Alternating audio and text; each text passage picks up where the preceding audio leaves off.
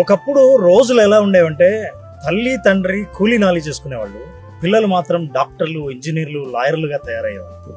కానీ ఇప్పుడు తల్లిదండ్రులు ఇద్దరు ఉద్యోగాలు చేస్తున్నారు, మంచి డిగ్రీలు ఉన్నాయి, సొంత ఇల్లు ఉంది, డబ్బు ఉంది, ఆస్తి ఉంది.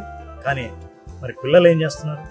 ఇన్స్టాగ్రామ్లో, సోషల్ మీడియాలో పనికి మాలిన పాటలకు డ్యాన్సులు వేస్తూ వైరల్ కావాలనే టైం వేస్ట్ చేస్తున్నారు.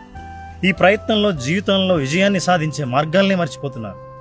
ఏ ఊళ్ళో చూసినా, ఎప్పుడు చూసినా సరే చిన్నపిల్లలు పార్కుల్లో చేతుల్లో గేమ్లో ఆడుతుండడం, రీల్స్ చూస్తూ ఎప్పుడు ఫోన్ వాడుతూ ఉండడం కనిపిస్తుంటుంది. ఒక్కసారి చైనా దేశంలో చూస్తే 18 ఏళ్లలోపు పిల్లలు సోషల్ మీడియా వాడటం బంద్ చేశారు. ఆ వయసులో శారీరక వ్యాయామం, కోడింగ్, ఆర్టిఫిషియల్ ఇంటెలిజెన్స్ వంటివి నేర్చుకుంటున్నారు.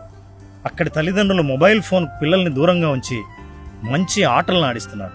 ఇక్కడేమో తల్లిదండ్రులు ఇద్దరూ పనిచేస్తున్నారు కాబట్టి పిల్లల్ని నిశ్శబ్దంగా ఉంచడానికో, భోజనం తినిపించడానికో మొబైల్ అలవాటుని చేస్తున్నారు. ఇప్పుడు హై స్కూల్ రోజుల్లోనే పిల్లలు రోజుకు 4-5 గంటలు మొబైల్ పైనే గడుపుతున్నారంటే నమ్ముతారా?